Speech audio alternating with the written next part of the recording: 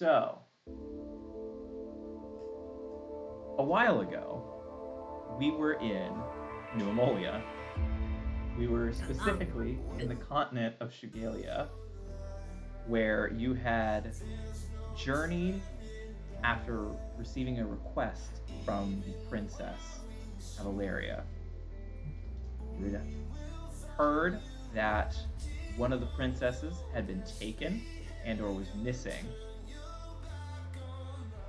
Supposedly the responsibility of the gatekeepers, a known terrorist organization with the desire and stated goal of bringing back dragons. After journeying to find them and find the princess, you were able to discover the secret hideout in the south of the continent. You entered into a dungeon and had a super easy, nothing to worry about sort of time in there that was super quick, super fast, barely an inconvenience. Of course, that's a joke. This was a multi-session dungeon that involved numerous arguments, gender swapping for two of the characters, and a lot of just hand-wringing and sighs at how long this dungeon was. Eventually, you came across Valeric waiting in the dungeon's throne room. Turned out that was an easier fight than expected. And as he lay on the ground, moments away from death, Sledge's hammer, I believe it was Sledge, above him, possibly about to strike the final blow. You heard him wheeze out in a different voice, asking you to stop. You did so and realized that Valeric was a character put on by a aspiring community theater actor whose name was still Valeric, but the persona was completely different. And this was done at the behest of a mysterious benefactor. And after questioning him further and getting him to imitate the voice that asked him to do these things, Seymour succeeded with the assistance of Desto and Buck on a DC 25 history check in order to discover that the benefactor was none other than Princess Valeria herself. Finally, Seymour alone ventured into the final room of the dungeon, a mist-covered cave with a tree sitting at the center of it. The tree had a dryad nestled in the branches who spoke with Seymour, although whenever Seymour asked her a question, she did not know the answer, or could not remember if the answer was probably more accurate. Seymour caught on to the fact that the mist itself was addling her memory and asked her to step out of the room, which was the perfect key phrase, according to the dungeon we were running, to solve this riddle. You have now left the dungeon with this mysterious, now elven woman. You have also left with the now disgraced theater actor Valeric and the gaunt and sickly form of Ratona, the second princess of Shugalia. So that is where we will pick up tonight. Please feel free to ask me any questions as we get started, because I know we've been off for a few months. But you have those three people amongst your party as you are able to exit the dungeon and kind of regroup. Kayla, I saw a hand up already. Am I still a dude? You are not still a dude. So Okay, cool. Valeric was able to I can't remember if it was Valeric or the Elven woman. I believe it was Valeric, though, that mentioned that all you needed to do in order to swap back to your original gender was walk back into the closet that you had previously entered. Okay. I Mm-hmm. thought so. Just it's been a minute. Yeah, no, you're totally good. I don't remember if you were online at that point when we brought that up because I know we were dropping Okay. people over the course of the story. Fun little detail. First walkthrough changes the gender. Second walkthrough switches you back and you take, I think, like a d4 of psychic damage. The third walkthrough kills you. Cool. So, but with that, we will pick up. You all are standing outside of the dungeon and have a moment to collect your breath, talk amongst each other, talk to some of your new companions. I am ceding the floor to you right at the top to kind of, if you need to get your footing, and again, if there's anything you need to ask me to clarify as the DM, I am also happy to do that. Deal. Deal. Deal. Deal. So we make it all out of the dungeon, and I'm assuming, like you said, we just set up camp somewhere for the night. Yeah, you'll Or set like up like a we're just campsite. not. Yeah, we're just like out of the scary dungeon, giving everybody like a safe space. We Correct. probably have extra tents for people to like sleep in and stuff. Cool. So are What's the we like chilling terrain? by the fire at this point type deal? That's what I'm Yeah. picturing. Yeah, we Cool. can say that you guys are like you set up a campfire. You guys were in this dungeon for I would say probably over 24 hours.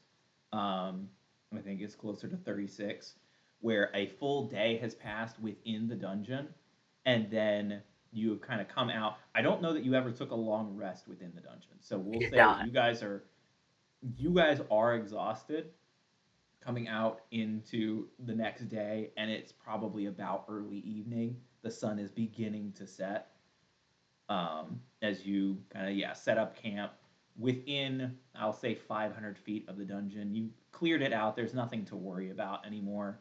Um, so you're nearby, just so you've got it in eye shot, um, but you're kind of up against the woods as well.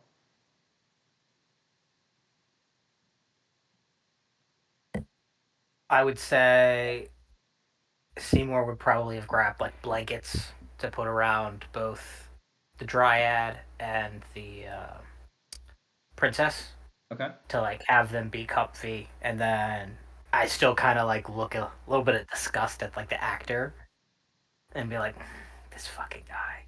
And I'm like, I don't know how to feel about it yet. Still, it's even though we've had all this time to process. Mm-hmm.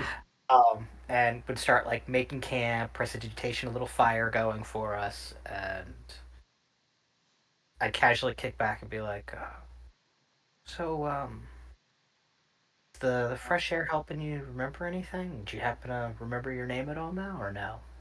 And you see the figure that you had seen as a dryad previously is now just, or not just, but has seen her form change into that of a wood elf.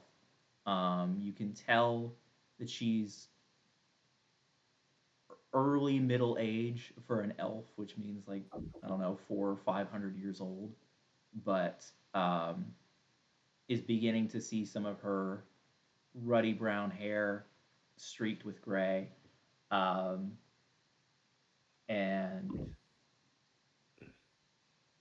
even though she's a wood elf, you can tell that her skin is like sallow and pale from her time enchanted as she draws the blanket around herself and she's like, yeah, yeah, my name is Siren.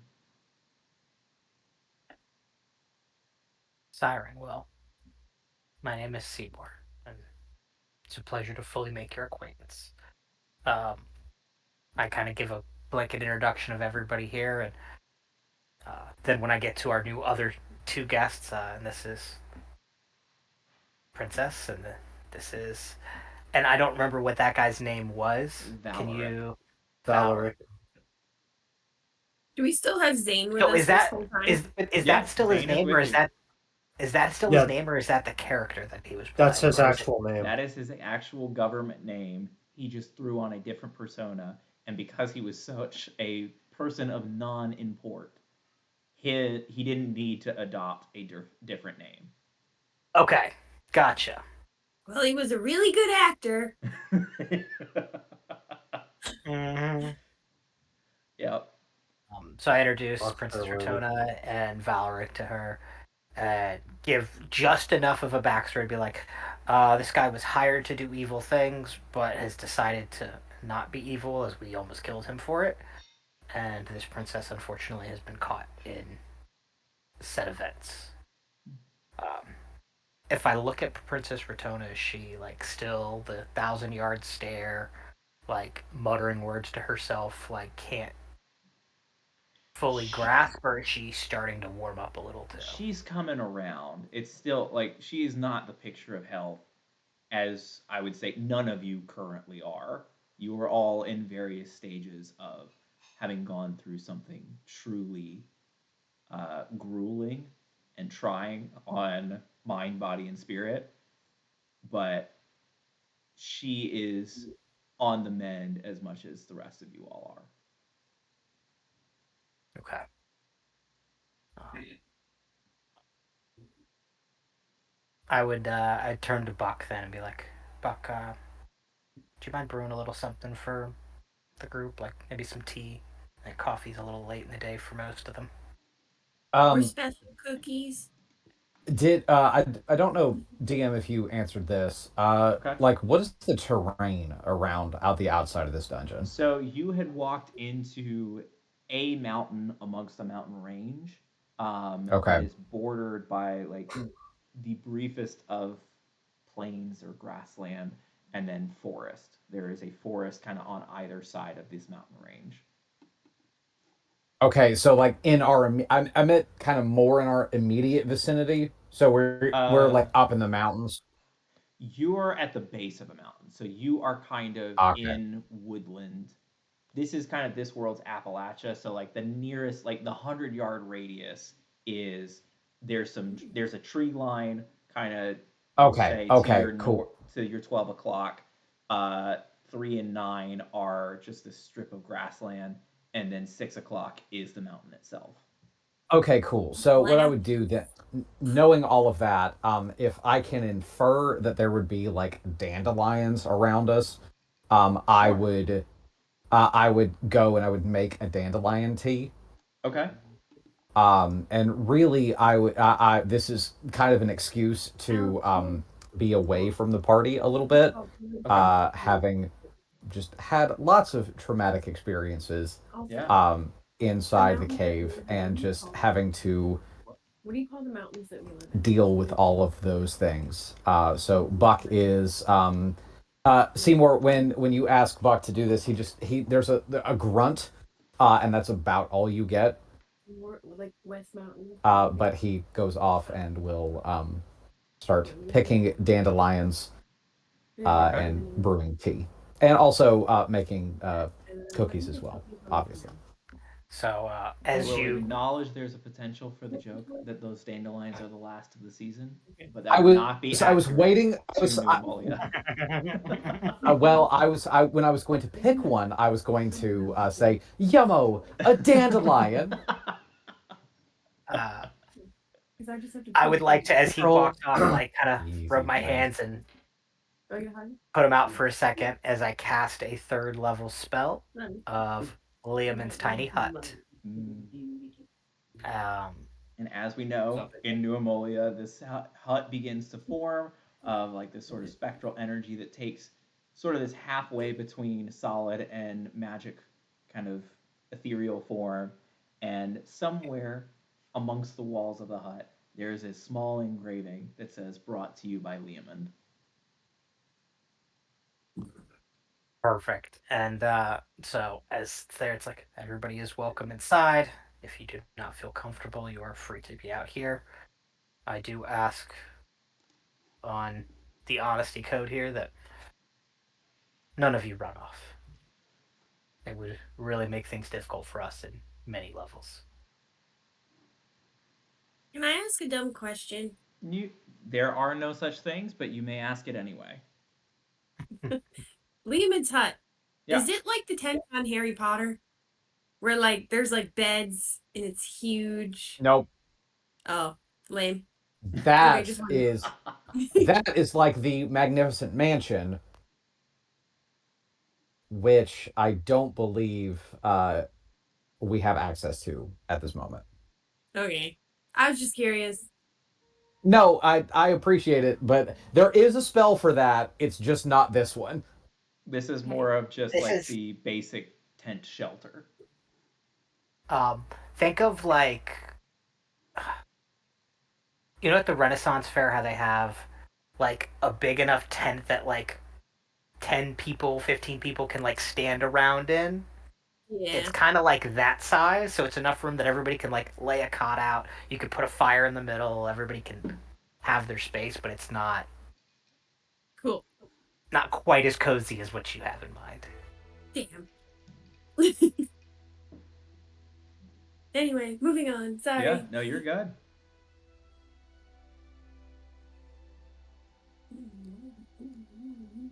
All right, so I've gotten a bit of color from Seymour and Buck as to what they're up to. Just moving across my screen. Desto, what do you think you're up to in this moment? I'm kind of keeping to myself. Okay. I'm gonna be off to the side, and I'm gonna have my calligraphy stuff out, and I'm just writing one of my letters that I've been writing. Um, gonna kind of just be quiet with the situation. Honestly, I'm just kind of like in my head, I'm a little disappointed with myself Okay. because I had a bad vibe about Alora, and I didn't communicate that to the group, and I Avalaria. ended up being right. Or Okay. Avalaria, yeah, my bad. You're good. Um, but yeah, so I didn't communicate that to the group, and I ended up being right on my hunch. Mhm. So just kind of disappointed about that. Feel like I kind of put all of us at danger. Hmm. Okay. And then yeah, you're working your calligraphy, writing these letters, and um, can you remind us like I know this is probably not known to the characters themselves, but like give me a little more detail on this letter. So it's one of my letters that I've been writing to Kikri, and I just kind of expand on it. It's kind of like a de facto journal, just kind of going over the events of what have happened. Yeah, And I would say in the letter, I'm probably being very hard on myself as usual. Just like sure. I put everybody at risk again, and honestly, probably thinking they might be better off without me. Yeah. Ooh. Okay. So, Yeah. Fair enough. Yeah. It seems like True. at least we're having a couple of people amongst the party have their own moments of self-reflection and what they're bringing or not bringing to the party. Buck is picking dandelions. Desto is writing letters. Seymour seems to be kind of focused on setting up camp. Bobby Joe, you also had a transformative experience within the dungeon, and also, as you had asked earlier, Zane is still with you. What do you think Bobby Joe's up to at this moment, or how's she processing everything? I definitely feel like she checked all her body parts, did a Sure. little peek see to make sure everything was good, Uh huh. and kind of curled up with Zane. And then, if Valeric is still awake, I just want to ask a loaded question and be like, why'd you do it? What did you gain? Well, gosh, I mean, other than the power and the respect and the money was good too. Um, I think when the voice was pitching it, it was much more about what she could offer me in exchange for doing the role. But really, it sort of came down to just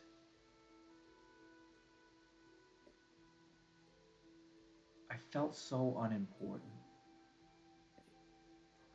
in my general life, and to have someone come along and not only appreciate my talents but want them and need them, and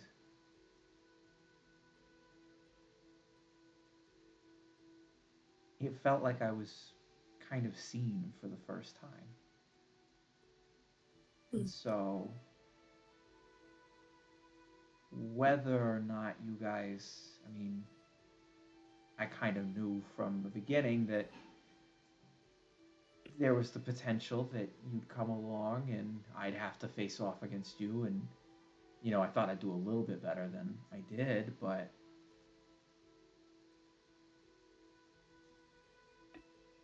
I think once I knew that something to this scale and magnitude was happening, I just didn't want to be left out of it. Well, you picked the wrong side. Um, I didn't know where the other side was to take at the time. well, you're a really good actor because we all definitely believed you. And he'll put on the persona again as he does like a little faux bow.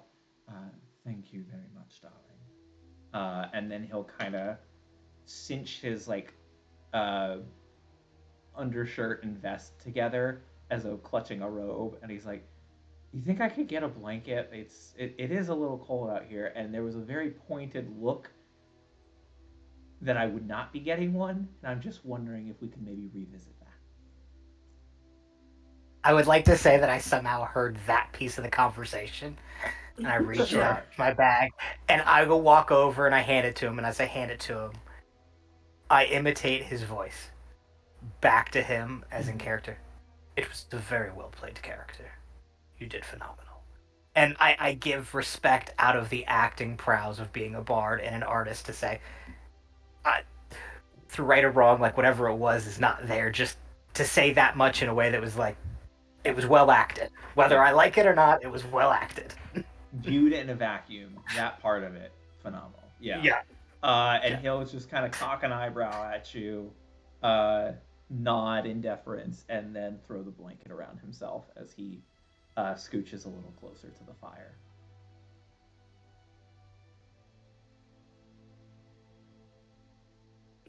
Who's So, next? and then yeah, we can check in on Sledge. Um, what do you think Uh, that Sledge is up to or thinking about in this moment, as it seems that the party are all kind of having their disparate moments of Well, self-reflection or questions or whatever?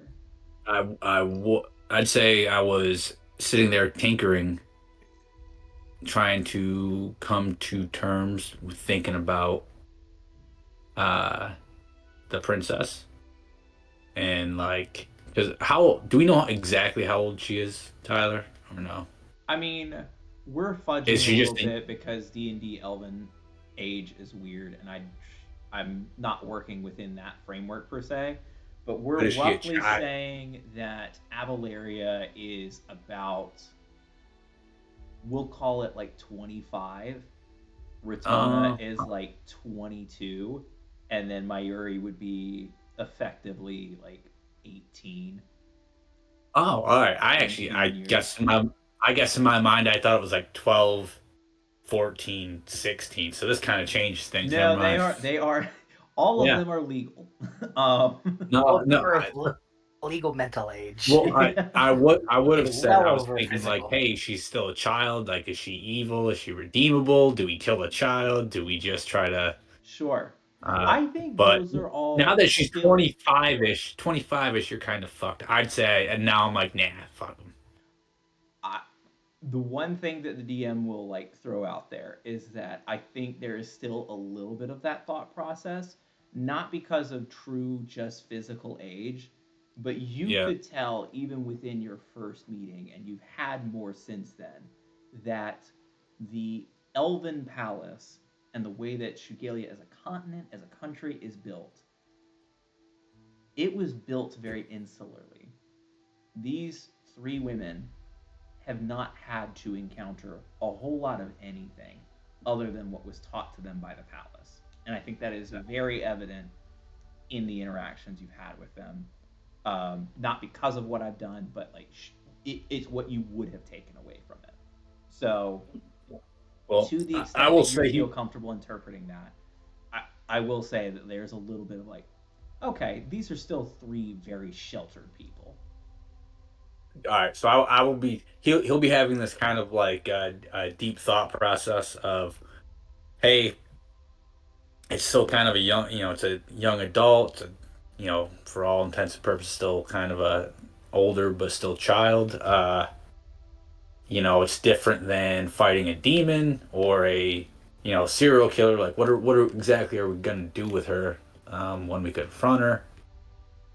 But then he hears all the commotion between Bobby Joe and Varric and Valeric, yeah. Seymour and Varric and Ledger's like, oh, here's my chance. Okay. Oh God, what? All right. Say it. So, Varric, you Valeric. I'm sorry, Valeric, seems like you created this whole persona, and you created this. You like to create things and act upon it, and trying to find something that makes you feel important. Right. And you found a voice that was telling you stuff. Sure. Yeah. Have you ever thought about going to the god of creation, Gond? He can fill in that hole of emptiness and purpose just for you, my guy. And as far as I'm concerned, he's on the winning side. I have something. I have something. Can I telepathically tell Sledge as gone to shut the fuck up? So as your new feat, you have it in this moment, like you're thinking things of what you wish you could say to Sledge, and you're feeling in your brain sort of this like pushing that normally is like a solid wall, and you feel the like mental hand go through it and realize that you could in fact say that to Sledge in his mind if you would like to. Go ahead. Okay, I won't really say shut the fuck up, but I'll say I don't want that one. Okay, so I, do you I'll- put I'll say- on the Gond voice? Yeah. And then I will need you to make we'll call it either performance or deception check. Tyler, can I say like there'd be no reason for me to even think twice of You want to auto fail it? I was gonna say like there's no reason for me to even like question it. Why Like you it's not like freaking I've out? ever had someone go in my head before, right? I don't think to your knowledge someone's gone in your head before, but someone has gone in your head before. So I mean well, see, I didn't know, so I auto failed. Kayla, what did you roll? You said deception or Performance. They are likely very similar. Yeah. Roll, bitch.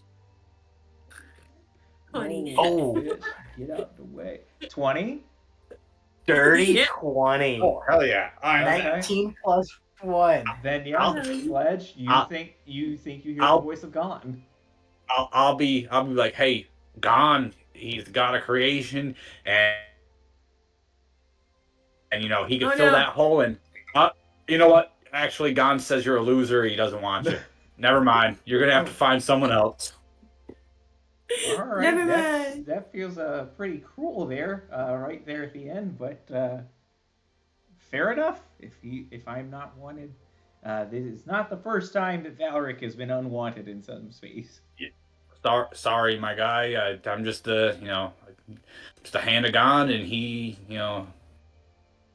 I just speak his voice and everything like that, and he just told me he don't want you. So sorry about that. Did not mean to give you false hope.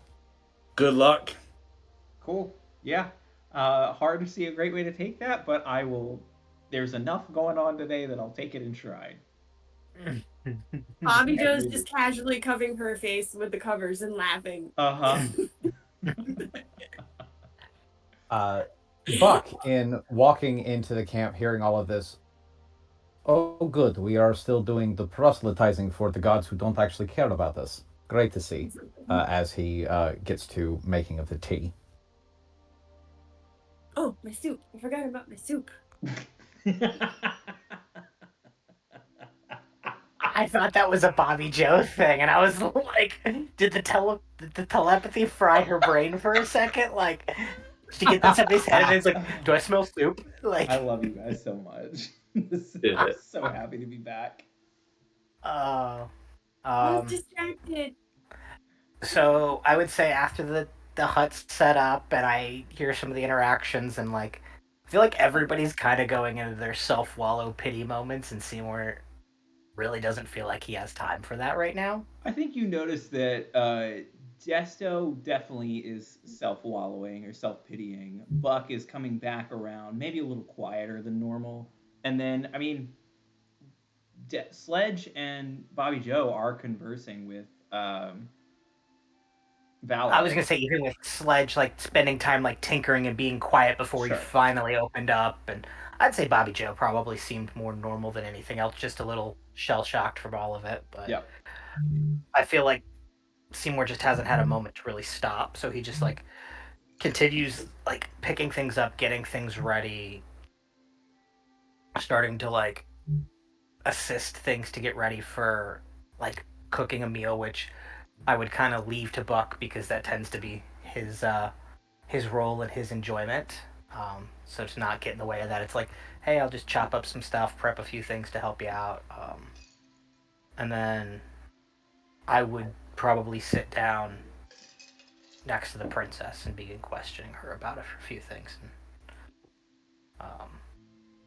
Sure. Princess Ratona, how are you feeling? A little better now? I'm, I'm, I'm fine. I'm fine. Um, Inside check. food and water will Do you be want to? on the way soon. No, I'm not actually. Okay. I actually would, but I'd like to like food and water on the way. You gonna be okay for the night here with us? And I know you heard what happened in the same room as him right now.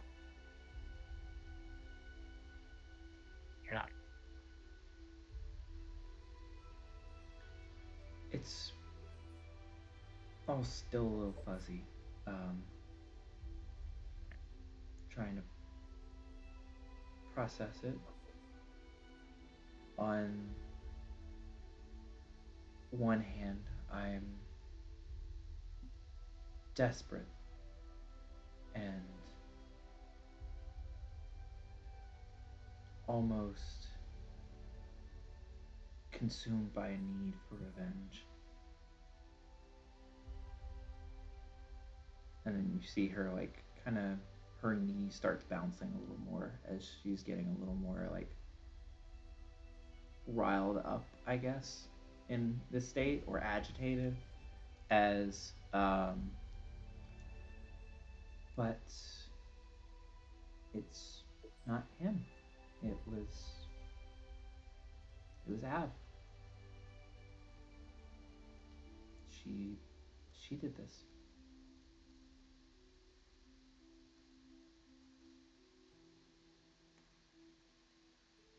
If I'm Sister.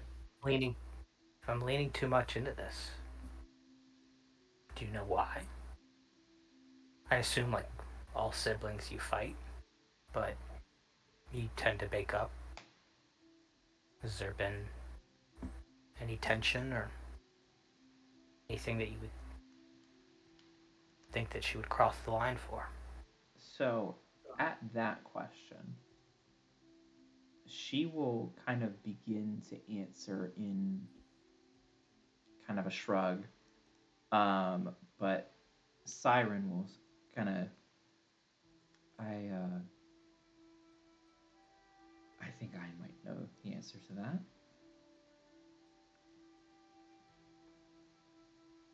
I kind of just turn very like piqued interest, like, oh, Um, my daughter is likely acting out of self-preservation. oh, What? What the fuck? That was me in character from the side. Yeah, just like ink I'm streaked across the paper. I'm shuffling the deck of illusions at this point. Okay. I already finished my writing, and I hear that, and I just turn. I'm like, what? So, I suppose this is the place where I tell you my tragic tale. I knew the King Galadriel a long time ago, and it's he who is the cause of my enchantment within this dungeon that you've so graciously freed me from. We were very young. I was an aspiring court mage, as he was the young prince. And through crossing paths enough times, and what I've now realized is a healthy rebellious streak within him, we fell in love.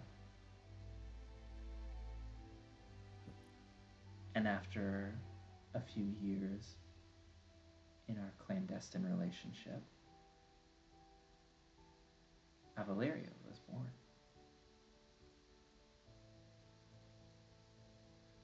Just Avalaria? Just Avaleria. Because Galadriel had a responsibility to find a marriage of noble blood. We elves have come a long way since old Ammolia days as far as what we've been taught, but Shigelia is still a kingdom built very much on noble houses and alliances. And so, while I thought we were in love, our relationship was never meant to last very long, at least in the eyes of Galadriel. So, while he did not want to harm his own daughter, he could remove all other traces of evidence of where she came from.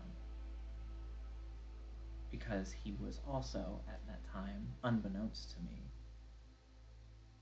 in the early throes of a relationship with his future wife, the future queen. Interesting.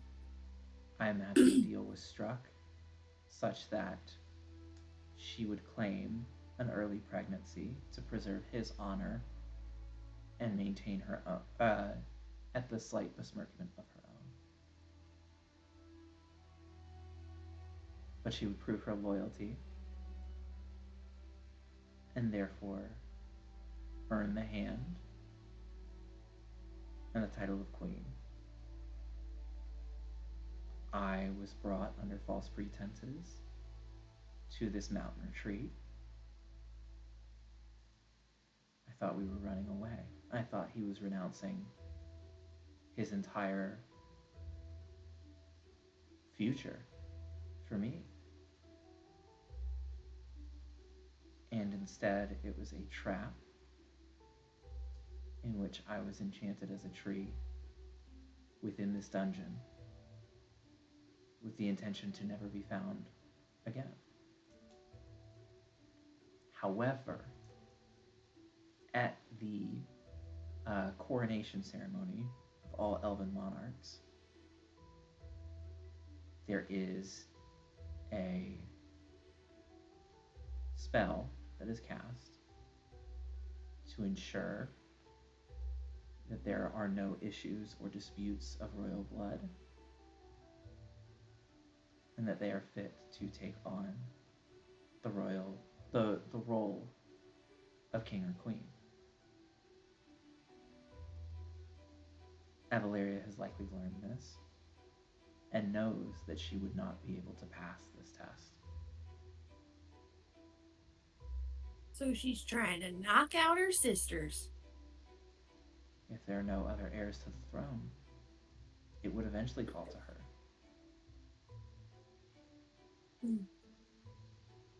Apple don't fall far from the tree with that one. She is the one that we are referring to. She is the oldest, correct? Mm-hmm. Correct. Okay. And Siren, I think, would even make note of that. It's a great irony that despite her position as the firstborn, she has to clear the path of all other siblings before she would even begin to think of taking the throne for herself.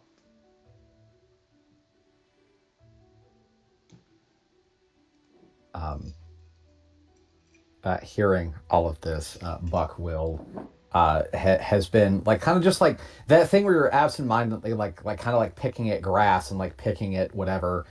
Um, will throw a great handful of grass that he has been just like picking, throw it into the fire, and great. So now it seems that everybody that we are helping is either a liar or only cares about themselves and their own advancement. Great. I just love being a pawn of yet another group of people who only care about themselves. Um, why are we doing any of this shit again? Why are we here? I believe it was because you said you had an honor bound to save this princess. I don't mean like saving princess because that is the right thing to do. I mean like why are we helping out all of these people in authority and power only to discover that they are out with their own agendas? And everybody has their own agendas. I'm not stupid. I just mean like I am just so sick and tired of helping people who only care about themselves. Let's set it on fire. I second that. I I don't get it. I am quite frankly, I don't know why I shouldn't just leave and go protect my family because at this rate, the only people who seem to care about protecting New Amolia from all of these forces is us. And I didn't ask to do this. I'm tired.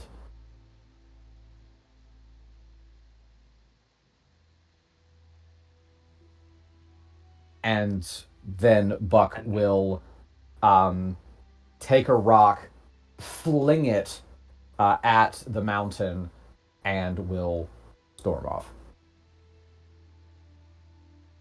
Okay. Buck storms off.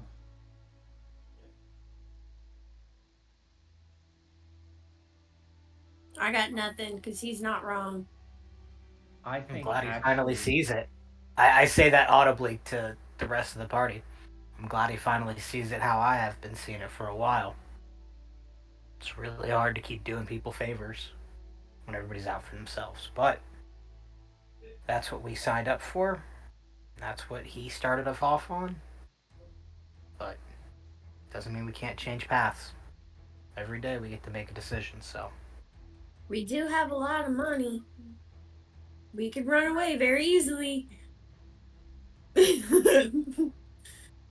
Very. But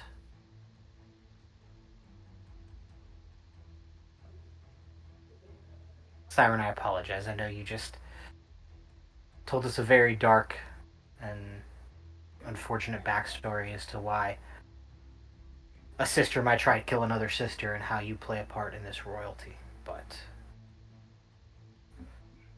We all here have been on edge for a while about a lot of things, and apparently this was the straw.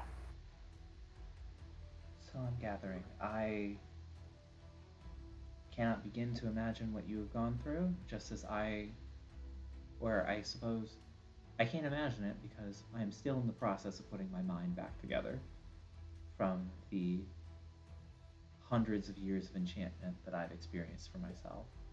I might develop stronger feelings, but for now, recognize the importance of at least someone else understanding what I have gone through, what my daughter has gone through, and what might be at stake.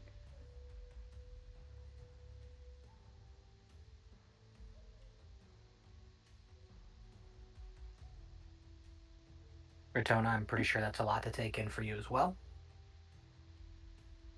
And I don't know what levels of sympathy you may have for your half sister and what she has done, if that changes things. But I'll be frank about what I'm about to say. You're going to be the next royal monarch. You are the one in line that is your rightful heir, bestowed upon you by the way that your kingdom does things. Is that something you truly want?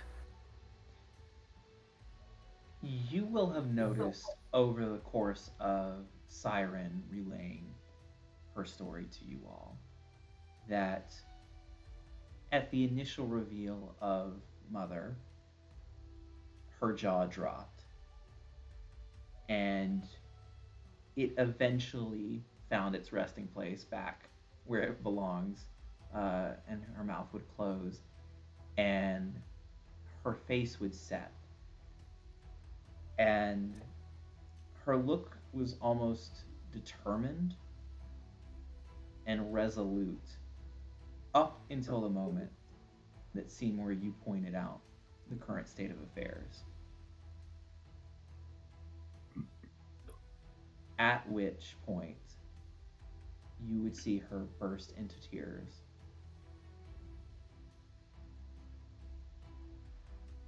I don't understand. We all thought she was gonna be queen anyway, so I didn't plan for this. Why the fuck is she trying to kill us? She could have had it for all I care. I never wanted to be queen.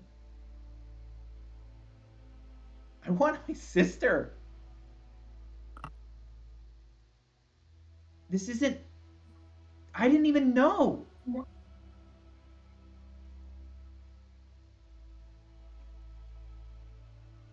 Does anybody know? Does the kingdom know? No. No one I'm knows assuming this. there's about 10 Siren people in the would world. chime in and say, likely the kingdom itself does not know. The only people that would know are the king himself and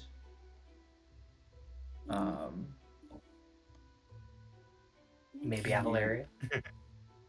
Avalaria has learned the truth since then, yes, and one or two enchanters that are responsible for putting me, but even they may not know the whole story. They might just know that I was an enemy of the king.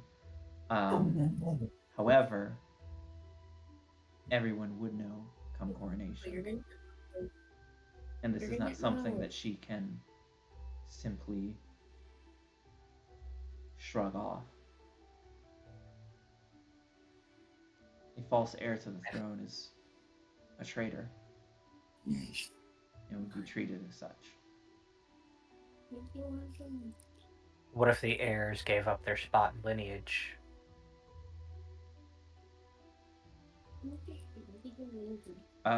You see Ratona trying to puzzle that through, and Siren give a wry shrug of Elven law is pretty.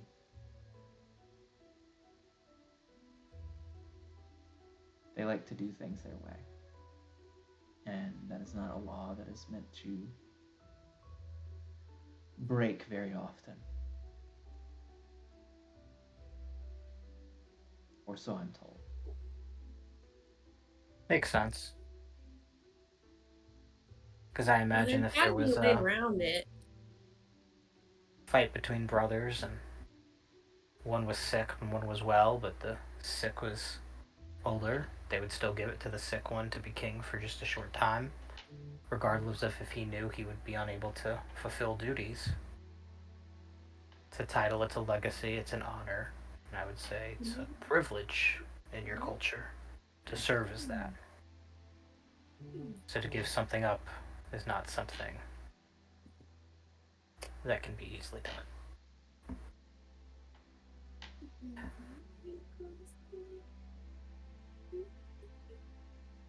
Well, to put it in an even more bleak scenario, we were told, Rotona, that you were gone. We were asked by her in confidence to come find you, as some of the strongest people she knows in this kingdom. Which leads me to believe that she had also used that as a pawn in the game to send some of the strongest people of the kingdom who are not within the culture out of the way, because your sister is now in danger. Maori is most likely the next target. Oh my lord.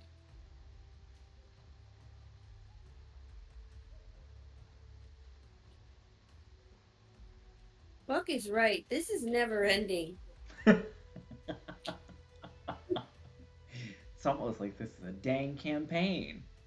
Mm-hmm. There's always some damsel somewhere. I already fed you. So you must make a decision, Rotona. And it's not a decision that needs to be made now. Will you attempt to thwart your sister's actions and try to save your sister, Maori? Will you wait and see if things progress in a Rotona different barks in direction? hostility. No, I was not gonna say, Maori. Buck. You hear Buck barking out in the Just wilderness. howling at the moon in the background.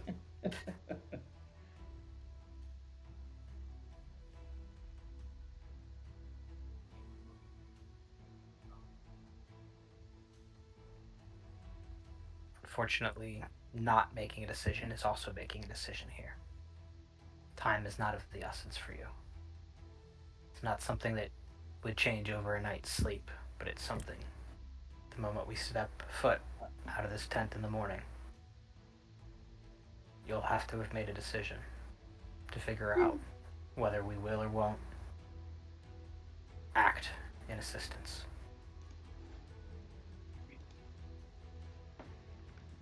All right. And I think with that, we will take our 5-minute break here, as I'm going to check a couple things, make myself another drink, and then we will get back to the political intrigue that now is foisted upon the party. Oh, buddy. You have my attention full throttle right now on this. This is just enough of a, I get why this person is self-preservation, but I'm also like, you know you're wrong. You know you could get caught. Yep. So, yeah, we will be back in, we'll call it 5. Cool. Sweet.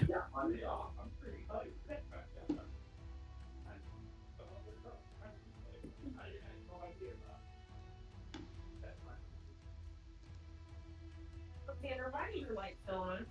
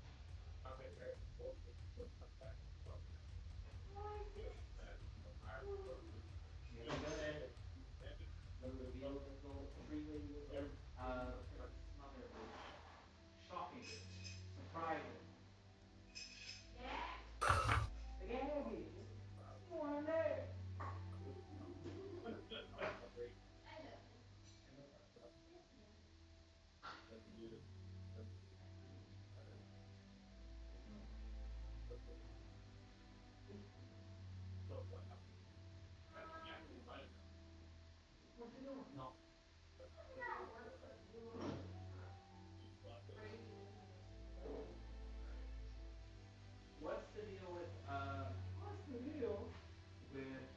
your bookkeeper?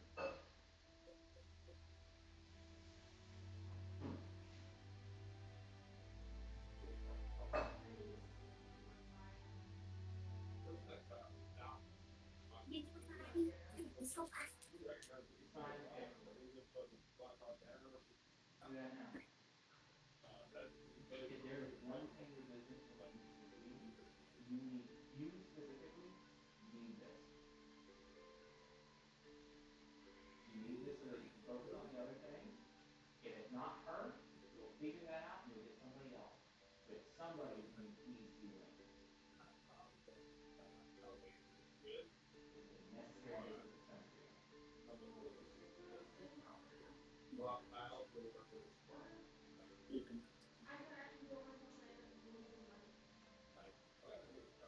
Okay. Even if you could do it yourself, if you want to do it yourself, the amount of time that you would spend doing that in the first year acquiring a new business versus working on client stuff, do you think your time is better spent than someone else's versus what they're able to give? You could spend 3 hours on it and accomplish the same amount of time that you could spend spending 1 hour on it. Come on, Paige.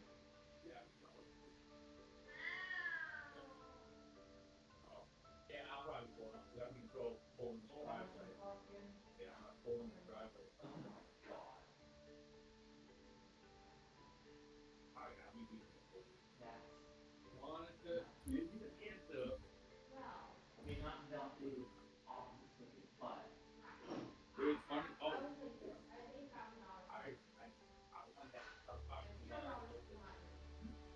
That's I mean, not like opposite switches, but you have $8,000 in your business. Okay. How many months of bookkeeping expenses will that cover? Sure.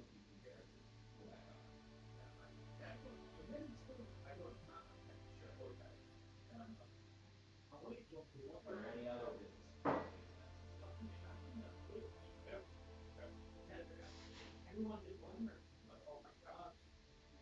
Or rather, let me ask you this.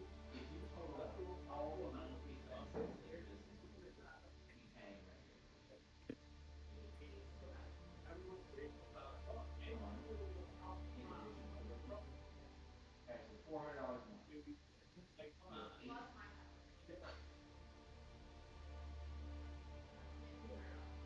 Your salary is 1,500. Okay, so you're paying $1,400 a month. That is 6 months. Your business can run in 6 months with no clients whatsoever before we need to reevaluate things. And if you run 6 months without any clients or anything, I think we are pretty good to reevaluate things. So if you can go 6 months, pay the $200, and for the next 6 months, do everything else.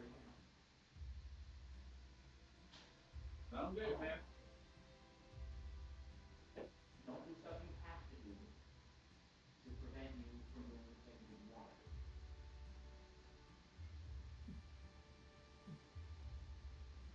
I love you. You love me. You hear me? Come on, motherfucker. How about this? Oh,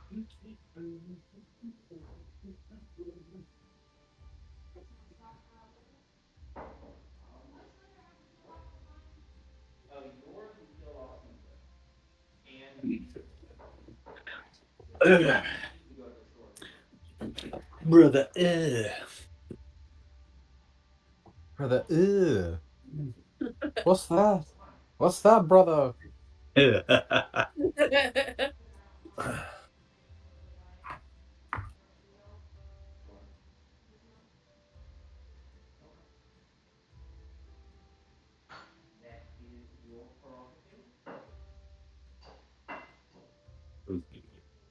Oh my goodness. I'm tired, boys. I'm tired too, man. I was telling Kay like I've been exhausted the last like week. I'm trying to hop up on caffeine, but it's not working. Yeah, we Yeah, have. caffeine only takes you so far.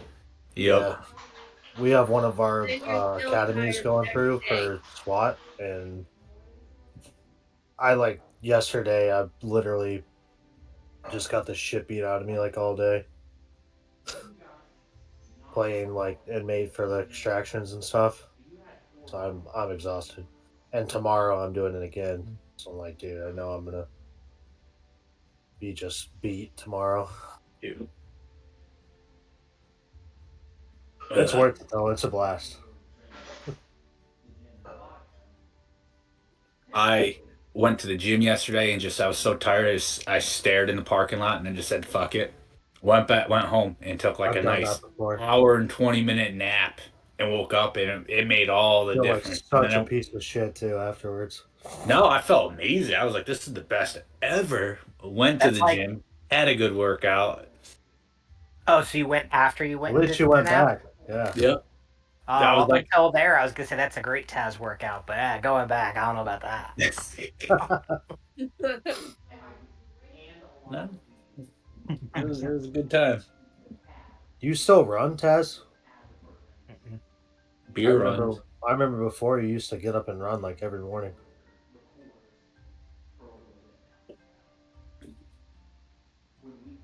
He grew up. That's what children do. No, I Adults did. don't wake up and run. I did used to go run, but I don't anymore, and I feel like it's because my ankles. I get about a quarter or half mile in, like running at like a jogging pace, and I feel like my ankles are just on fire, and they start swelling because of like the impact. Because It's between one the of those two, things too. If you stop doing it, it's like if you stop it, you lose it. and that's Yeah. definitely It what it takes is. twice Why as don't much Taz, you ever effort thought to about get it getting a back. bike? So we've got the Peloton thing here, Oh, and Dude, I I used love that doing the bike. for a little while when we were in Syracuse when I dropped like 30 pounds. nice. I was doing that for a while, but I'd like to I get one of just those Pelotons. lost it and hadn't gotten back into it. It's cool for what it is. I know that Lindsay and I both wish we used it more than we do. It's just a matter of discipline to set the time aside to like force yourself into doing it. And there's no real good excuse why we haven't been. We just have not established a good routine with it. I would like to get back into it, and I know she would too. So it's like, just takes effort.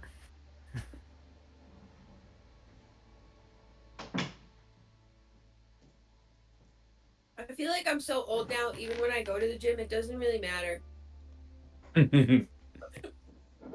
Oh, stop! You're in like better Oh, shape than all of us. What the fuck are you talking about? Tell that to my niece. it's because she goes home and then she's like, I had a great workout. I'm gonna have Reese's and then a bottle of wine. We'll call it a day. Hey, AJ, that's life's you all do the life's all same. about balance.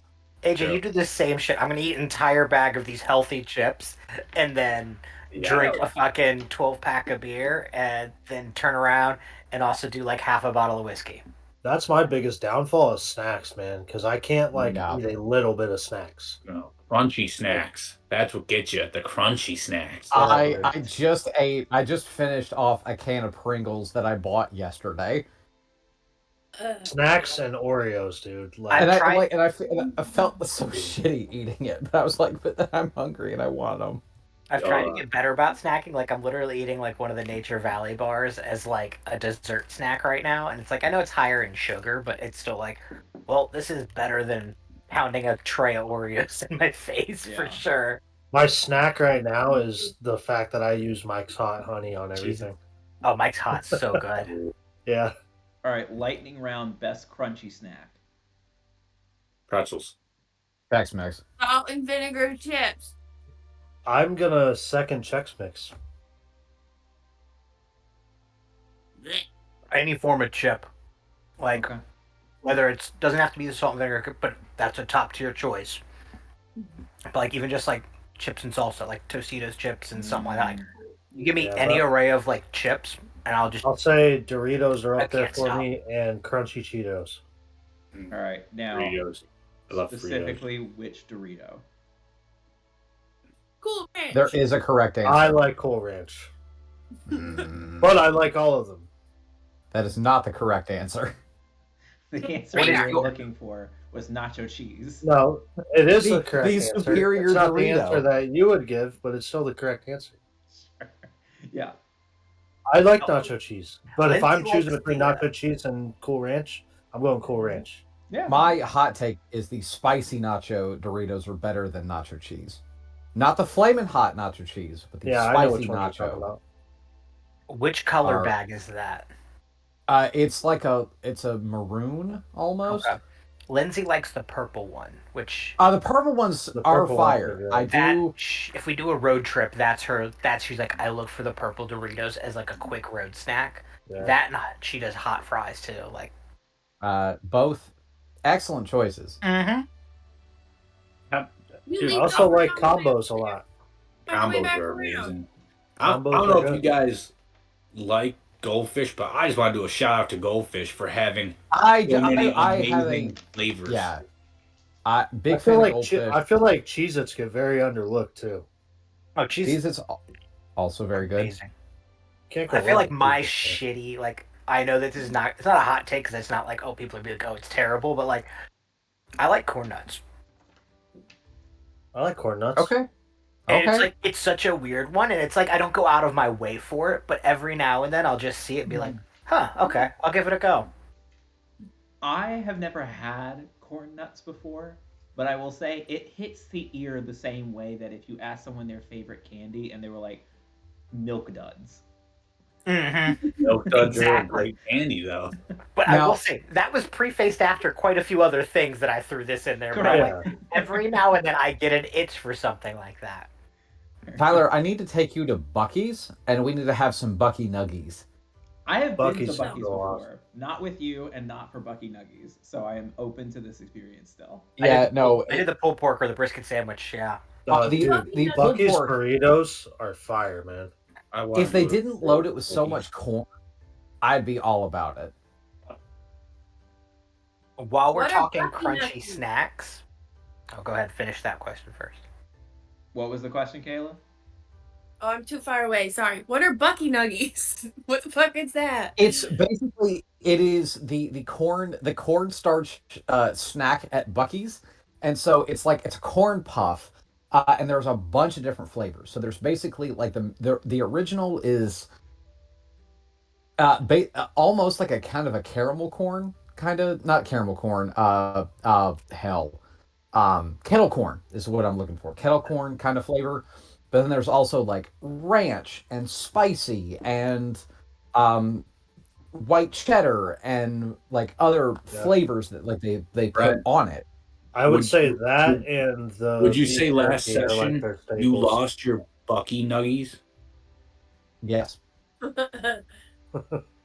I And would say that and their beef jerky are like Go lay the best down. things they have. Go over that way. no, the best thing that they have is their stuffed Buckies that are themed depending on the holiday. I have yet to get the Santa Bucky. Yeah, because I was talking about the merchandise as well, not just the food. Brent. As I'm clutching my Bucky. Bucky plushie. My Bucky. And the thing about it is, too, they also have giant ones, and I have almost purchased a giant Bucky plush. What are you waiting for? Where's- It's a 2-hour drive to my nearest Bucky's, at least until the one in Murfreesboro gets built. We finish at 11. We do finish it. Make it our lunch.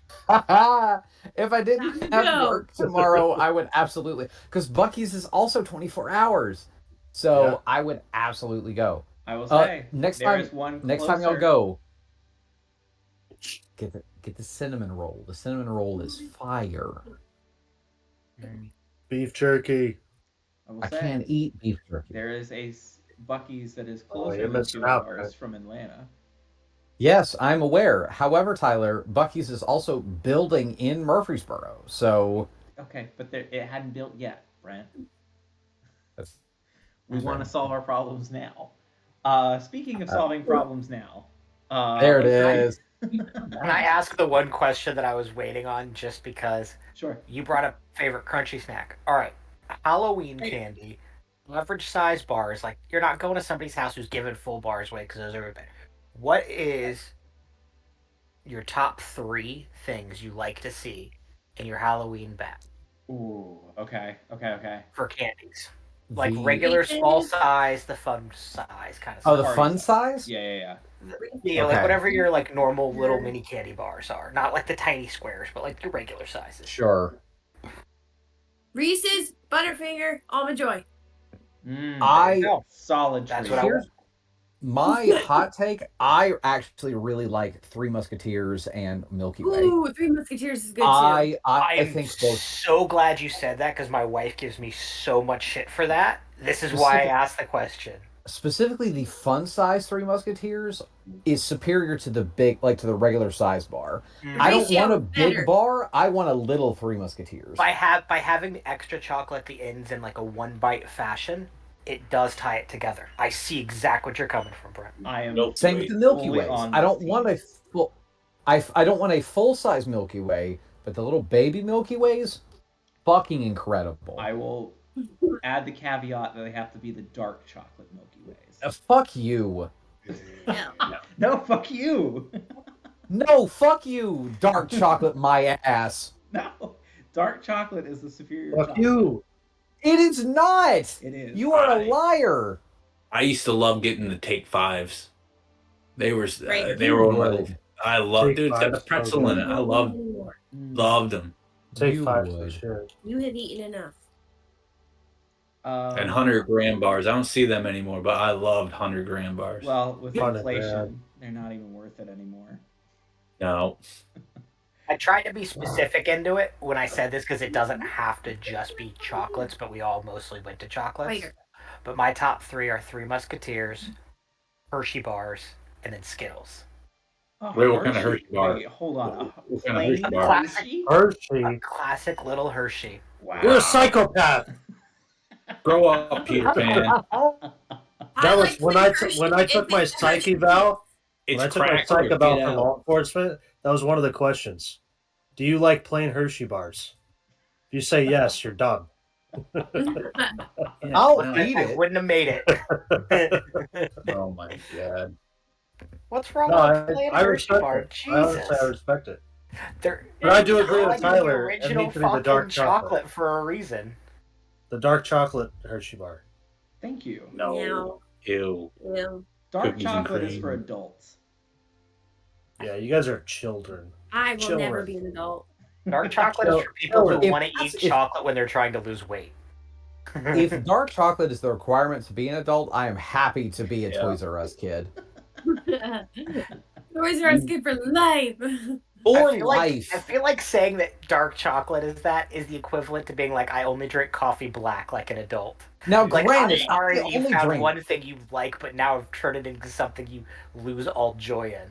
Now, Granted, I I try don't to drink drink- coffee, but I feel try like to drink my snobby coffee is something. black, but the Chobani creamers are too good. I only drink my coffee black. However, I don't piss on people for liking like creamer and sugar in their coffee. Unlike some people who judge others for liking milk chocolate. Tyler, And Rude. I stand by it. Someone's got to have standards. Hey, you know what? Screw the session with the political intrigue here. Our political intrigue is about chocolate and no, coffee. you don't understand. About taste. I don't care about the dragons attacking the kingdom. We haven't even brought white chocolate into this conversation, which could Oh, be... White just chocolate- please get White out of chocolate here. is White chocolate doesn't but belong it's anywhere. much easier on my tummy. White chocolate has a purpose, and it's White just chocolate- very few specific dishes. Beyond that, It's literally just sugar and milk. Hey, It's disgusting. It's lying about being chocolate. Get out of white here. chocolate Reese's is the superior Reese's. Whoa! No. Oh my god. Wow! Get out of it's a here. taste that exists in this world. Oh my god. Brent, just when I Ow. think we're on the same side, you go and do something like that. Is that a The take easiest dragon shot punch? anybody. There is a flaming hot take out here. Jesus. Because can't- it's the sweetness of the white chocolate and then the saltiness No. of the peanut butter. It I blends more better, much more No. better than Or better. Yeah. will say I had It for tastes the like first wax. time for the first time ever, it was a white chocolate candy bar. I think it was called Sub Zero or something like that. I forgot what it was, but it was awesome. It was fucking awesome. I'd always walk by and be like, ooh, I need to try it. And then I put it in the fridge and it was just fucking phenomenal. I prefer the scorpion candy bar Yeah. The Okay. what? Well, with that, to Sub-Zero. a Brent Mortal pulled the Kombat ultimate reference. Treebeard. Yeah. Oh. Brent pulled the ultimate Treebeard moment. It's like, I'm not on anybody's side because nobody's on my side. Exactly. Like I'm It's a zero bar. I'm sorry. and Treebeard is my favorite character in Lord of the Rings, so It tracks. All right. So we are going to get back on track. We are going to get back to the session. There's a lot of political intrigue going on. The party has learned a lot of new details that may or may not impact their steps going forward. Is there anything else you all would like to discuss in this current moment? We can jump back right where we were. We can fast forward to you all taking a long rest and going to bed for the night to discuss this further in the morning. It is up to you all. I do not want to push you one way or the other, but if you would like, we can kind of jump to you guys sleeping on it and maybe discussing further in the morning. Well, I would say the only thing I would discuss, and it's not even with the extra members, it would just be with the group, is however we decide to take watch tonight, guys, we just have to make sure that the three of them stay with us and none of them try to kill each other. Because I still am not 100% sure that Valeric won't run away and Ratona won't also just stab him because she's angry. And I cannot blame either for trying. So, that is just a piece of note for whoever's on shift at whatever times.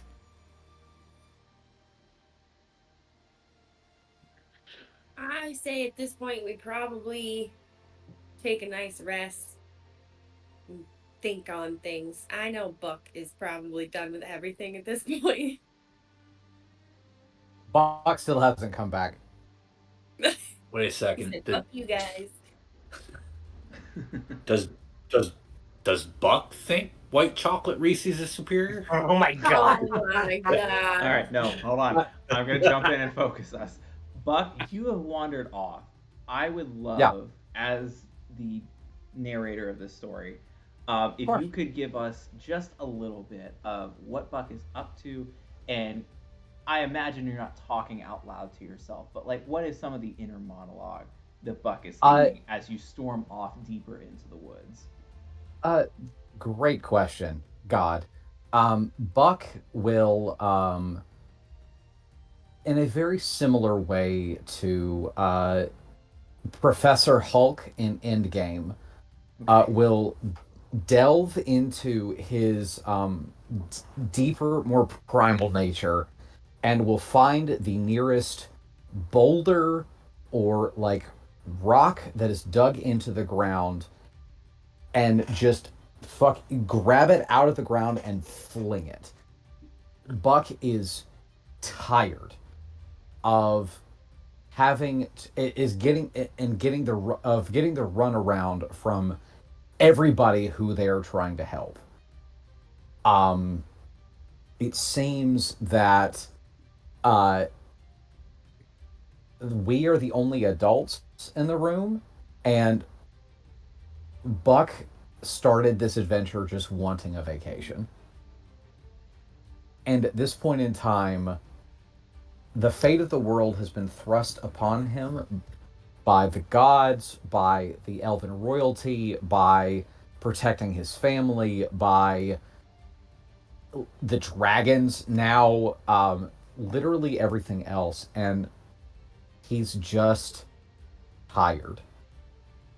Can you give me a d20 roll, like an attack roll with that rock that you throw? Yeah. Cool. Oh dear. It lands on shout the out to the entire 2 group. crew. Ammolia ends. Okay. Makes sense. You're exhausted. Yeah, you just huck a rock. It bounces into the woods. You see like a piece of it break off as it like impacts with a tree and splits a small shard of it off. But yeah, you've caused a little bit of chaos as you are frustrated at your And centering within the narrative of New Amolia, apparently, regardless of whether or not you volunteered to be so. and also too, Buck is tired of like feeling like that he is in a way the moral compass, because it was his you know declaration of honor in order to find this princess and do these things, and you know, being like the meat shield for everybody, and is tired of fighting, and when he became a woman, it there was no like like oh, it's just a thing, and then we moved on, and you know, Yeah. Buck feels like an afterthought. Yeah, and you all have, whether or not it was intentional or not, I think Buck recognizes that the party as a whole has had to accept life altering events as par for the course, if you will allow the expression. Yeah. And yeah, it sounds like those pars have built up to a point where they're no longer acceptable. That there is a breaking point that at some point we do have to acknowledge how fucking insane this is. And Buck's final thought before he kind of just sits and waits for a little bit until it's time to come back to camp is that Buck is feels burdened by his moral compass and what he knows to be right, and the fact that he can't escape that. Yeah. Because come hell or high water, Buck will defend those who can't defend themselves. Sure. Even unto his death. And that's not what he ever signed up for. Sure. He didn't sign up to die, but he feels like he's going to anyway.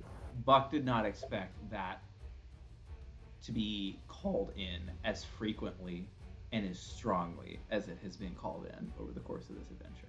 I think that's fair.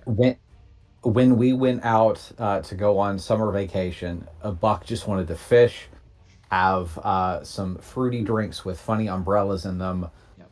and have some good food. And now here he is on the side of a fucking mountain protecting a princess from her sister. Yeah. Understandable.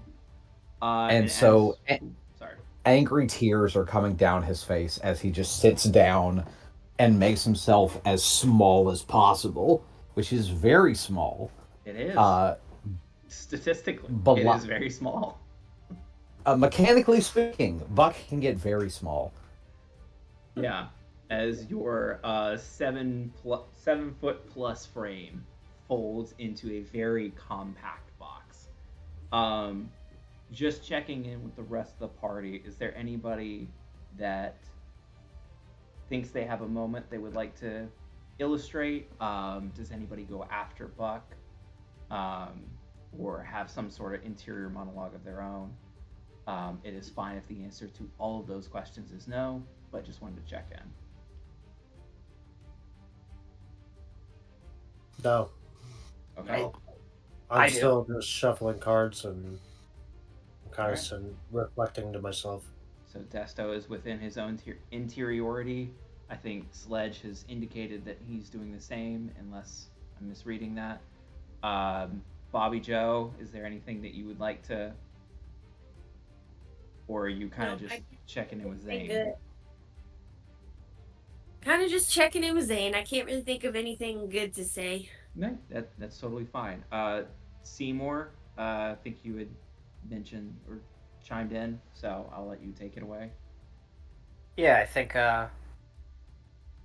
as Buck has stormed out and we've had that heavy conversation, and I realize that Buck's not going to be back for starting dinner, I like start to cook to get people food. And as I'm cooking, I start to think, I'm like, that's it. That's Buck breaking a bit right now, and I'm almost happy about that because it is time for him to stop shouldering the burdens that he does. I hope he starts to see some of why I've done what I've done and said what I've said, not out of malicious intent, but out of selfishness, because when we try to be selfless, it keeps biting us in the ass. Hmm. Yeah.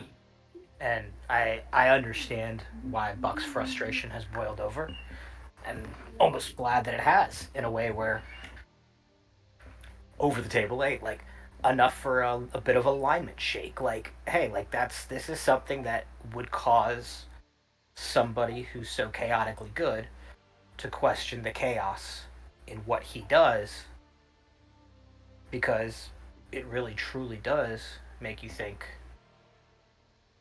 is the moral compass you've been following the one you want to keep following? For point of clarification, Buck has been lawful good up until recently. Mm-hmm. Yeah.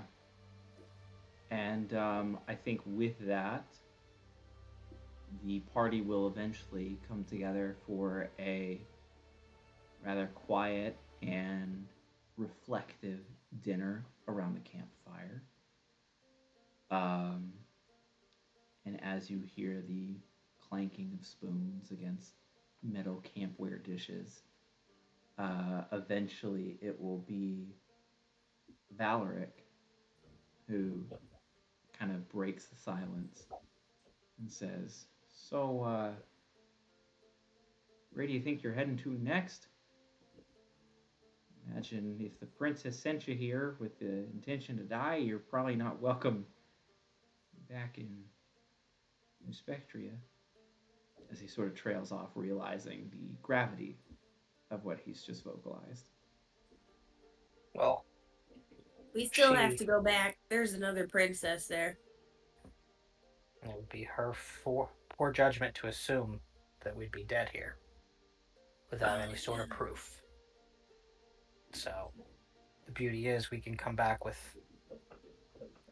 pretty open arms publicly, knowing the secrets that she hides.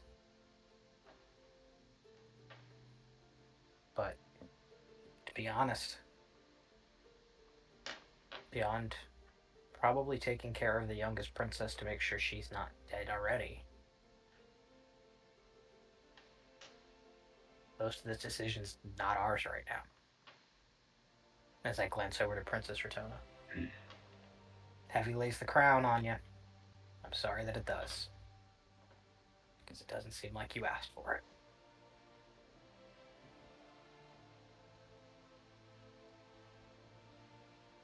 And you will see that Rotona goes back to the 1,000-yard stare, not out of a function of her exhaustion, but rather, as Seymour said, heavy lies the head. And she is attempting to parse the different options that lay before her and the potential consequences that no longer just affect her, or her sisters, or even her inner circle that would include you all as Knights of New Spectria, but rather an entire kingdom and also if we're taking a step back and recognizing truly what this moment is, the entire world. As she eventually just says to no one in particular,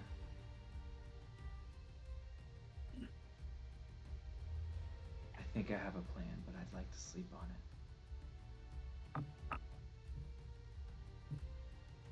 Sleep will do us all good. Sounds fair to me. And I think with that, I will now ask the party, what is the order of watch for tonight? Buck will take first watch. I'll take second.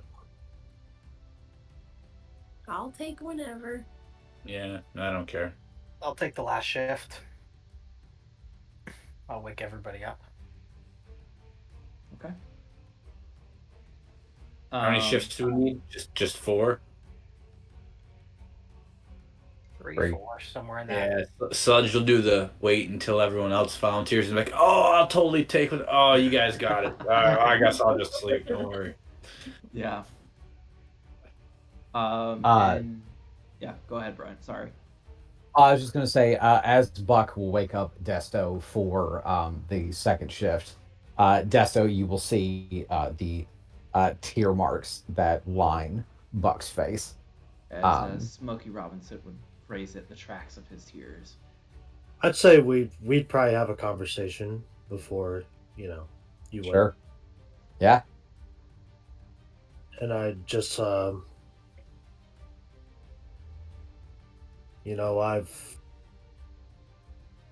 pretty much felt that way my whole life, so I'm sorry that it took you this long to finally realize that, but I understand how you feel.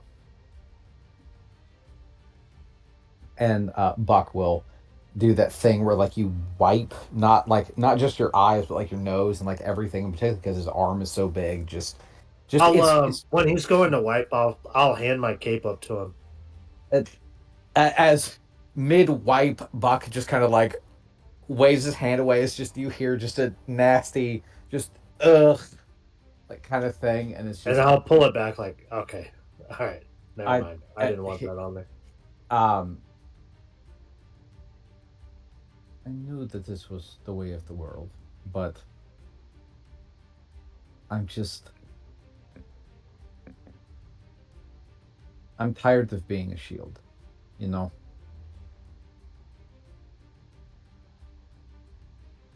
And I don't want it to seem like I wouldn't do everything that I could to protect you all. Because I would. I would give my life for any of you. But it would be nice to not have to deal with another world-breaking decision about the line of succession and people being empowered and all of these things. I am tired of being at the center of things.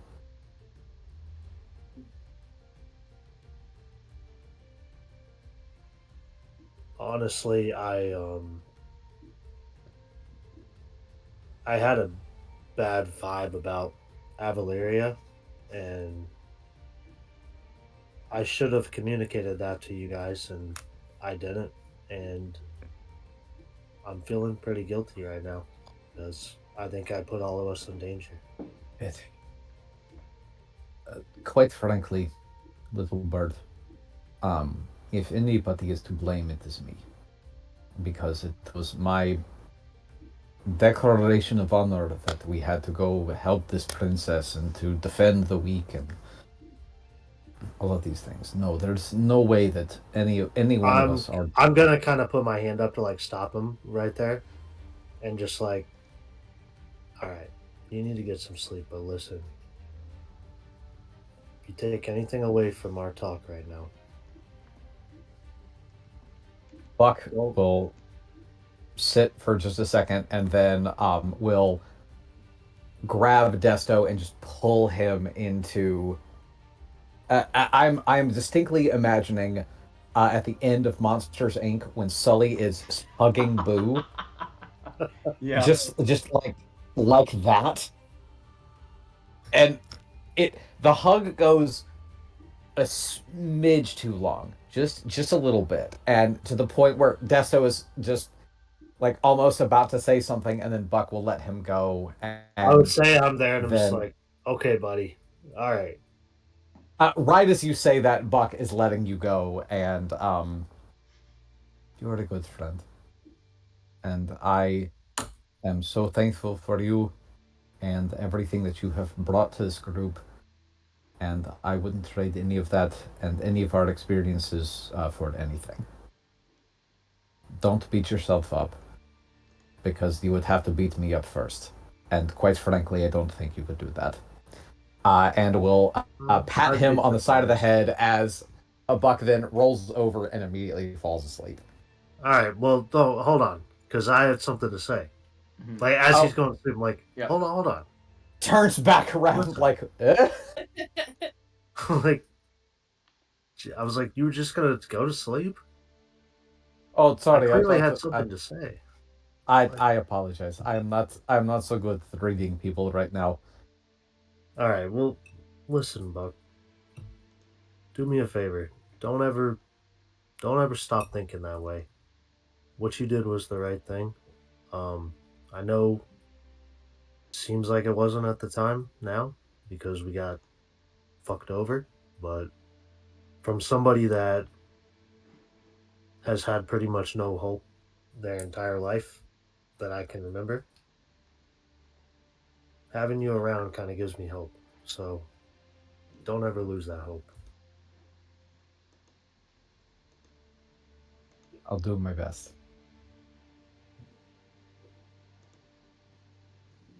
You look like you're gonna hug me again. Don't hug me again. As Buck slowly it's just about to reach out for a hug, and then it just turns it into a yawn, just like no, it wasn't hugging, I was just yawning. I'm gonna I'm gonna just like smirk at him in my as much as I can smirk as a fucking bird, and I'm gonna pat him on the head, just like good night, friend. Good night. And I'm gonna Rolls. go. So I don't know if you need me to make a roll or anything, Tyler, but just kind of to like narrate what I'm doing. When I'm sitting down, I'm gonna go to pull my deck of illusions out again to shuffle it, and I'm gonna accidentally pull out the deck of many things, and I'm going to get ready to start shuffling it, and then realize what it is. Like, oh nope, that's for emergencies, and I'm gonna put it back. Just like one day. One day I'll draw another one. As the DM, I say, "Ooh, you tease," but no roll required. You are able to, yeah, All right. recognize the difference between the two. And you sit for a moment. You said you had already finished your letter to. Yeah, Uh, so this is kind of how I imagine the decks. Like, tell me if I'm wrong. I imagine like the deck of many things. I know you described it having like a gold like tinge to it, like kind of like illuminating from it. And I imagine like the deck of illusions has like a purplish like tint to it. I think that's yeah. I would agree So I with would that hope assessment. that I can kind of tell between the two. But again, if ever I'm like wrong, then let me No, know. no, But you're great. I that's think kind of you, how I yeah, picture them. you reach into your pack, you pull out a deck of cards, you start shuffling, realize, wait a second, why are these edges gold as opposed to purple? Ah, shit, wrong deck, and put them away before you actually like flip the card Yeah, up. and then just to kind of say what else I'd be doing, I would probably at some point go to meditate. Just I have it, and I know that I could probably use some guidance. So just kind of do that to inner reflect and I don't think I really want particularly to have a vision of my dad like I have. Like in my mind, I'm just like, it's not the time right now, Dad. Like I don't want to revisit those memories. Can you give me a d20 roll just for Yeah, S and G? a 14. Okay. Yeah, you have this moment of reflection where you sort of feel that in this moment of tremendous weight, that however you clock it as Desto, there are certainly things happening, and this is, I think, unavoidably a nexus point for your journey. This is the time that in other stories your father might come to you with some words of wisdom or a prophecy. But here, Desto specifically requests not to hear that for whatever effect it might have on him. I will let you determine why he says no, but I think some potential options are Desto wants to make his own decisions, or Yeah, I mean, that's exactly my reasoning. Is just like I want. I've been listening to the advice, and it helped turn me around. Right now, I'm at another low point that I know. I know that I can get through it, but I want to get through it on my own because I found, kind of found my inner self again, and I want to prove to myself that I can do this on my own too, and I don't need a motivational speech or words of wisdom every time something doesn't go our way. yeah, you've been here before, and it has not always gone in your favor. But you know that one day you'd like it to, and Yeah, why couldn't and it I be think a today? lot of it has to do with before when things didn't go my way, they terribly didn't go my way. Mm-hmm. I looked for the book, and it's like every time something from the outside gives me advice or helps me. In this instance with my dad, it helped, but I just feel like outside influence are always having a say in controlling what I do. Yeah, and so you shut out the noise around you, and that's all you hear is pure peace and silence. The only thoughts in your brain are your own as you mull over what to do next.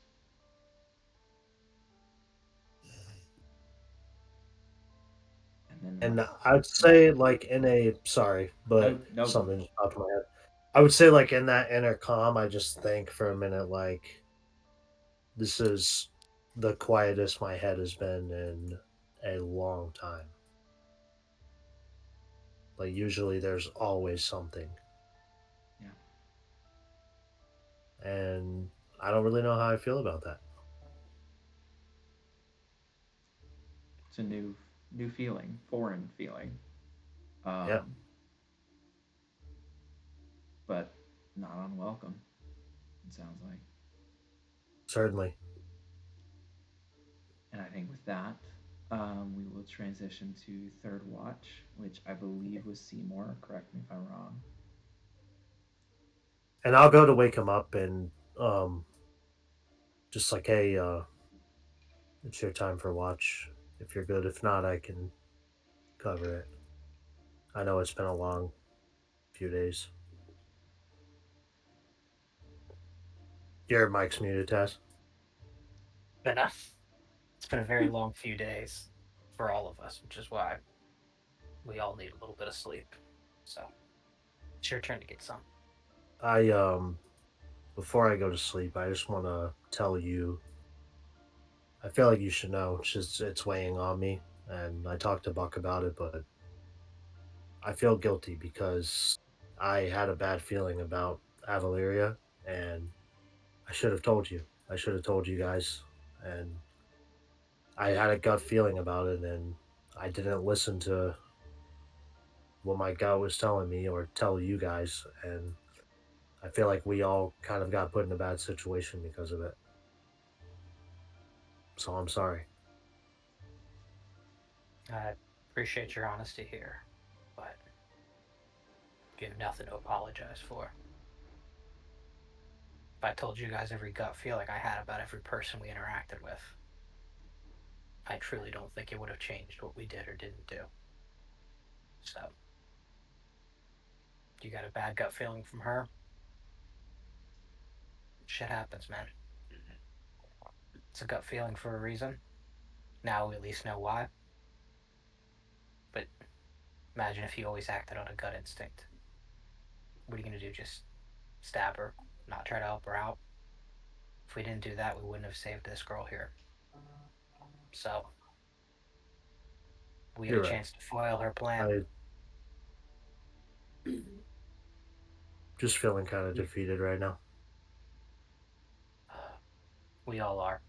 But there's a time and place to beat yourself up. There's a time and place to tell your friends some harsh truths. Now is neither of those times. Get some sleep.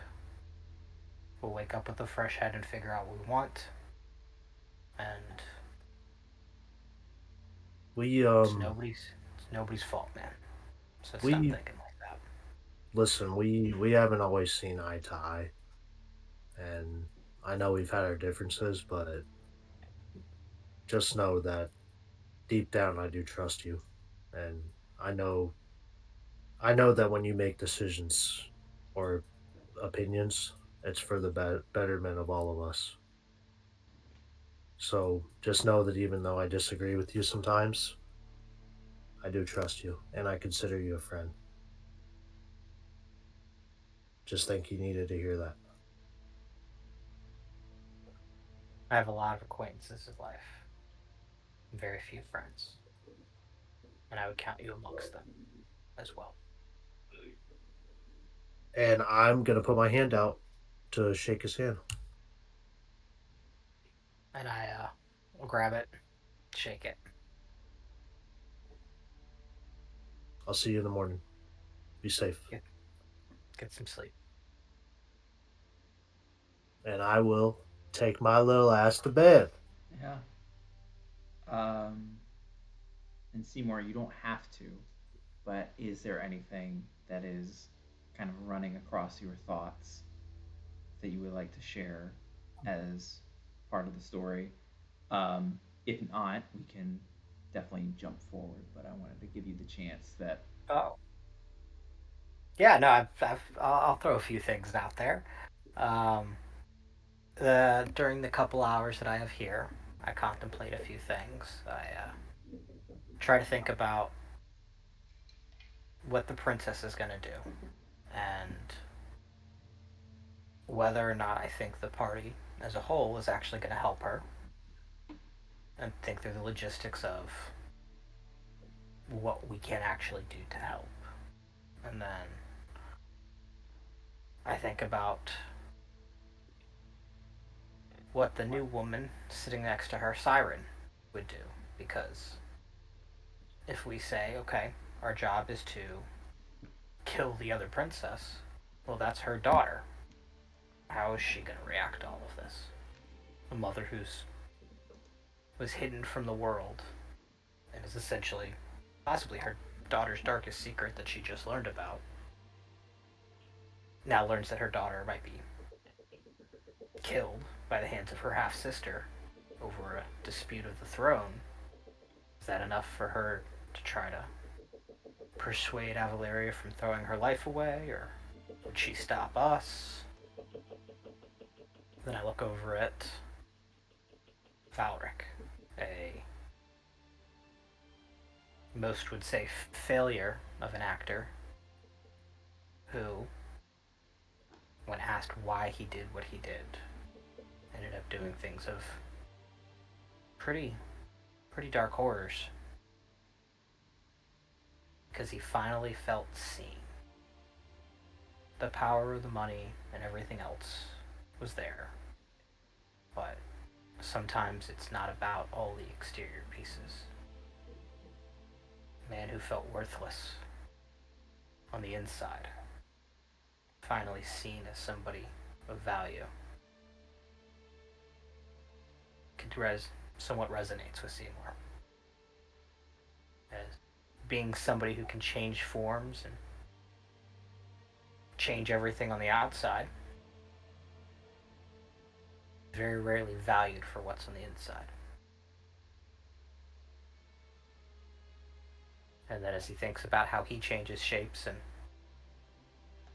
goes about life as if that's nobody's problem, he watched two of his friends change forms for, in essence, mere moments compared to him. And it was met with grief, despair, an absolute change of mentality and desperation to go back to who they were, because they felt that what on the outside was different, was bad.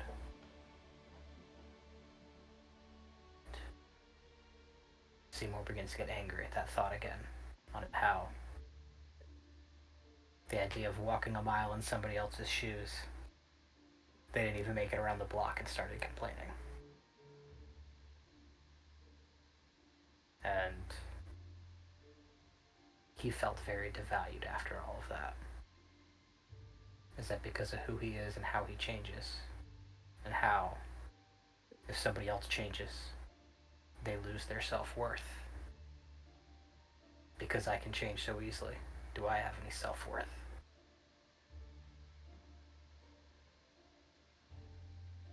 Yeah. I'd say about that time is when I noticed the sun was more than peaked over the edge of the mountains to start becoming morning, I think. As I restoke up the fire and start working on trying to get breakfast ready for people. And as you make action to get the camp ready for morning, Seymour, what is your passive perception? My passive perception is a 15.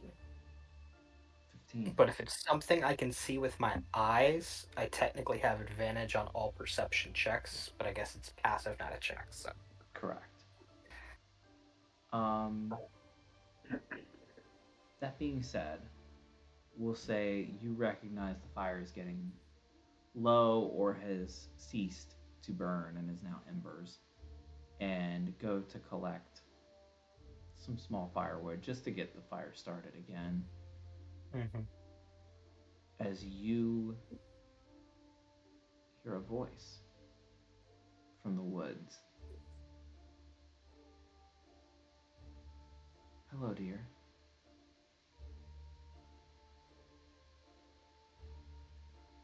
And you see walking out of the bushes the form of Bellamy.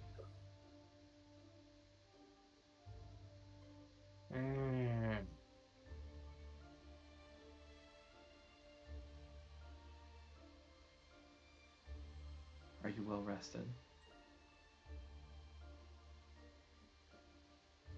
Not as well as I'd like, but well enough. But after I say that, I know that it was discussed in the past. I say a quick code thing to confirm it's who I think it is. And it's responded. Correct. And then that's when I'll kind of like give my 2 cents back. Not as well as I would like, but well enough.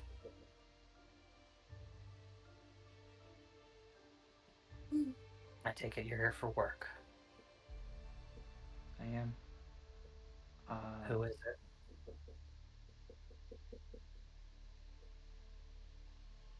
I've been told the princess cannot return to New Spectria. And while I had eyes and was content to let her spend her days in the dungeon, seeing how she has been freed, it seems as though my contract has been enforced once again. Is the stipulation cannot go back to her country or must stop breathing?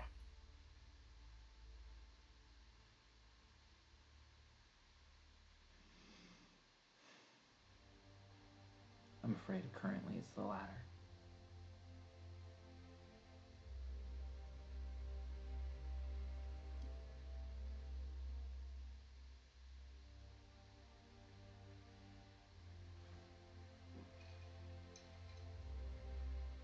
You put me in a very tough position.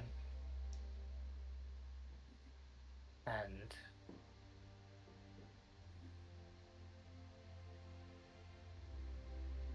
while there would be a lot of problems solved by letting you do about it so seamlessly now,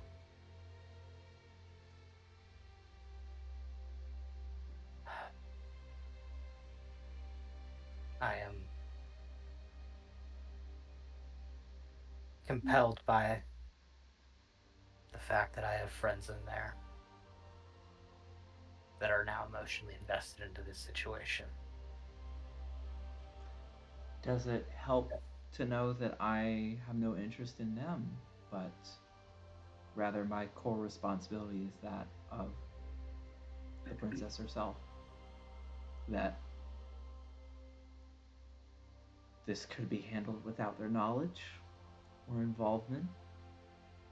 You know how this goes. That I know exactly how it goes, which is why I try to think of a way for the fact that the princess is there and alive on the shift before me for watch tonight. She wakes up. Or does not wake up when my shift starts.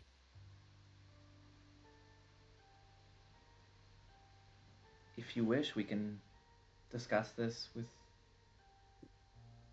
your friends in company. My responsibility is not dictated on surprise. I have confidence in my abilities should that element be removed. It is. And you see her hit their professional facade drop for a moment as they say,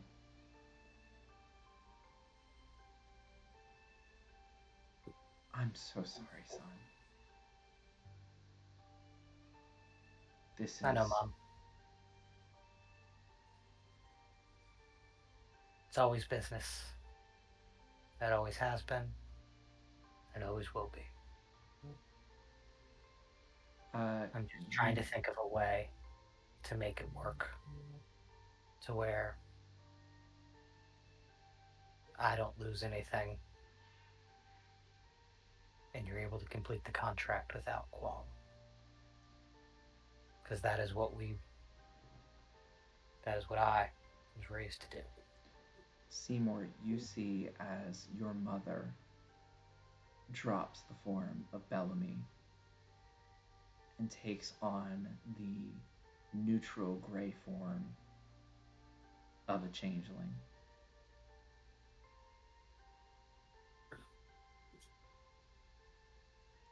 We can talk about it if you'd like, but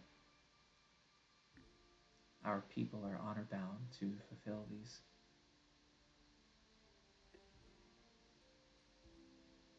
I don't like it any more than you do, but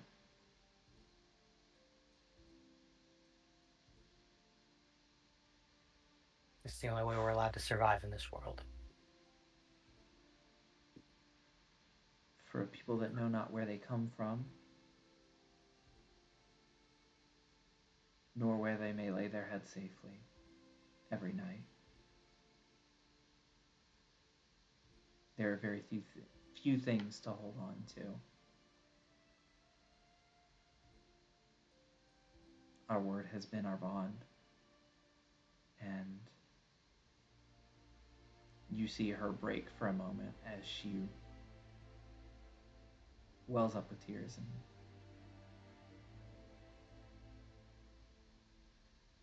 I never thought the family that I had so hardly fought to protect and to form and to build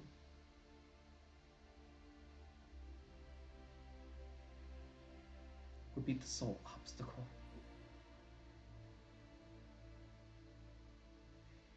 in the way of fulfilling one of these contracts.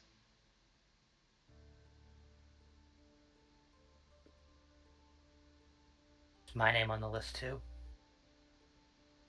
No. No, I wouldn't have allowed it. But no. It's just her.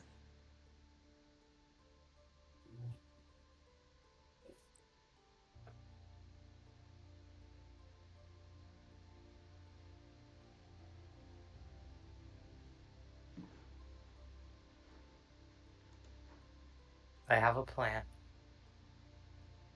Be it not a good one. There's a line where you could fulfill the contract,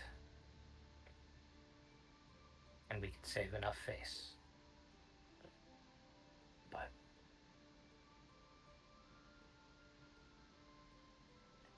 I might need time.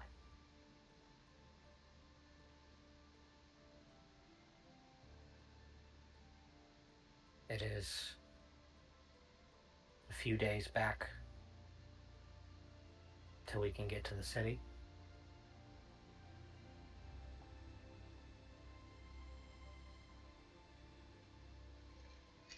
If you stay close and out of sight, sure, you'll see the opportunity as it arises. And with that, we will close our return session to New Ammolia as we have revealed the identity of Seymour's mother, in addition Fuck. to the politicking that will take place whenever the party sets foot back in New Spectria.